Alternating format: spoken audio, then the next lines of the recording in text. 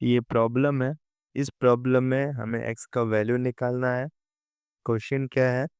13 का power cube root of x, this is cube root of x plus 3 का power 4 equals to 4 का power 4 minus 6। इसमें हमें करना क्या है? देखो, जब भी हमें एक्सपोनेंट्स और कांस्टेंट एक साथ दिया रहता है, एक साथ दिया रहता है, तो हम कांस्टेंट्स को एक साइड लेके चले जाते हैं एंड एक्सपोनेंट्स को एक साइड रखते हैं। यहाँ पर ये वाला पार्ट एक्सपोनेंट है, जबकि ये एक्सपोनेंट भले ही दिखते हो बट इनका वैल्यू हम निकाल सकते हैं। ये कांस्टेंट वैल्यूज है और इनका वैल्यू हम निकाल सकते हैं, तो इनका हम अदर साइड लेके चले जाएंगे।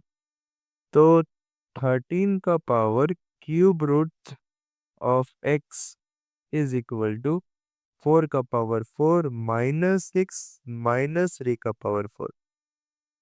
सो दैट मीन्स 13 का power cube root of x will be equal to 4 का power 4, that is 256, minus 6 minus 3 का पावर 4, that is 81। एंड अगर हम इसको सॉल्व करें देन दिस वुड बिकम 169। इसका मतलब ये हुआ कि 13 का power cube root of x is 169। अब एक साइड एक्सपोनेंट है और एक साइड कांस्टेंट है। जब भी हमें इस टाइप का सिचुएशन मिलता है, हम क्या करते हैं? दोनों साइड सेम बेस बनाने की कोशिश करते हैं। यहाँ पर बेस 13 है, क्या यहाँ पर बेस 13 बन सकता है? हाँ बिल्कुल, बिकॉज 169 जो है वो 13 का स्क्वायर है। तो 13 का power cube root of x is equal to 13 square.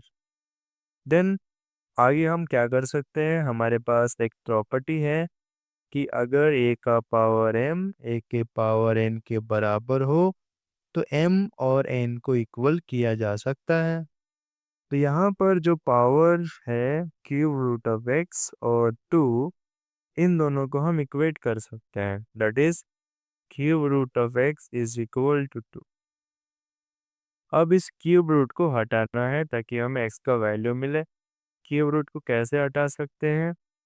Cube root को हम कुछ इस तरीके से लिख सकते हैं, x का पावर 1/3, x का पावर 1/3 इक्वल्स टू 2।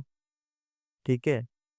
अब क्यूब रूट को हटाने के लिए हम दोनों साइड क्यूबिंग कर सकते हैं, या फिर ये 1/3 को अगर हम अदर साइड भेजे तो वो 3 बन जाएगा। एक ही बात है, x का वैल्यू आएगा 2 का क्यूब। 2 का क्यूब मतलब 8। तो x का वैल्यू क्या मिलेगा हमें? 8।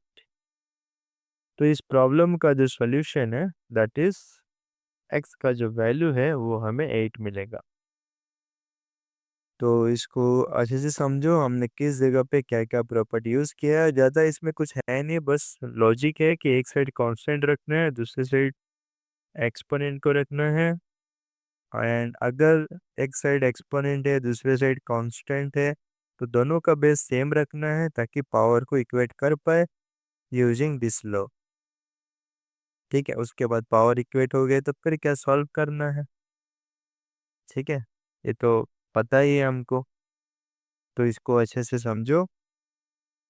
फिर भी कोई डाउट रह जाए तो you can ask. Thank you.